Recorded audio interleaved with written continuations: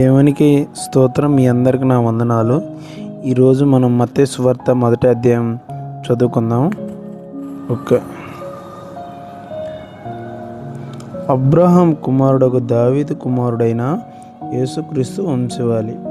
అబ్రహాము ఇస్సాకును కనెను, ఇస్సాకు యాకోబును కనెను, యాకోబు యూదాను అతని అన్నదమ్ములను కనెను, యూదా తామారు నందు పేరేసును జేరేహును కనెను, పేరేసు ఎస్రోమును కనెను, ఎస్రోము ఆరామును కనెను, ఆరాము అమ్మినాదాబు కనెను, అమ్మినాదాబు నయాసోనును కనెను, నయాసోను సల్మానును కనెను, సల్మాను రాహాబు నందు బోయాజును కనెను, బోయాజు రూతునందు ఓబేదును కనెను, ఓబేద్ యెషయాను కనెను, యెషయి రాజైన దావీదును కనెను.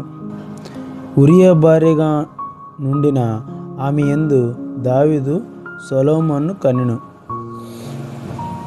సొలొమోను రెహబామును కనెను, రెహబాము అబియాను కనెను, అబియా ఆసానును కనెను, ఆసా యెహోషాపాతును కనెను, యెహోషాపాతు యెహోరామును కనెను, యెహోరాము ఉజ్జియాను కనెను, ఉజ్జియా యోతామును కనెను, యోతాము ఆహాజును కనెను, ఆహాజు హిజ్కియాను కనెను, హిజ్కియా మనష్షేను కనెను, మనష్షే ఆమోనును కనెను, ఆమోను యెషయాను కనెను.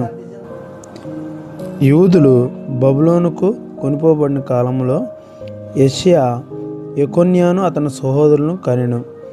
బబులోనుకు కొనిపోబడిన తర్వాత యెకొన్యా షయల్తీయేలును కనెను, షయల్తీయేలు జెరుబ్బయలును కనెను, జెరుబ్బయలు అబీహూదును కనెను, అబీహూదు ఎల్యాకీమును కనెను, ఎల్యాకీము అజోరోనును కనెను, అజోరు షాదోకును కనెను, షాదోకు ఆకీమును కనెను, ఆకీము ఎలీహూదును కనెను, ఎలీహూదు ఎలియాజరును కనెను, ఎలియాజరు మత్తానును కనెను, మత్తాను యాకోబును కనెను, యాకోబు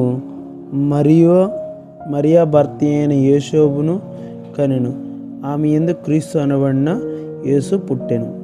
ఇట్లు అబ్రహాం మొదలుకొని దావీదు వరకు తరములన్నీ 14 తరములు.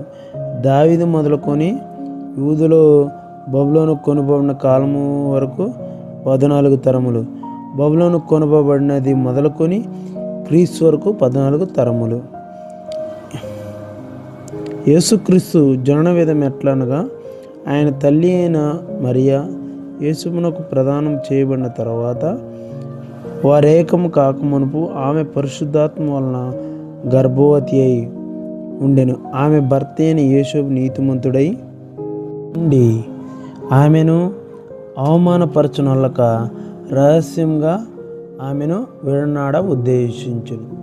అతడు ఈ సంగతులను గురించి ఆలోచించుచుండగా, ఇదిగో ప్రభుదూత స్వప్నమందు అతనికి ప్రత్యక్షమై, దావీదు కుమారుడైన యోసేపు, నీ భార్య అయిన మరియాను చేర్చుకొనుటకు భయపడకము, ఆమె గర్భం ధరించినది పరిశుద్ధాత్మ వలన కలిగినది.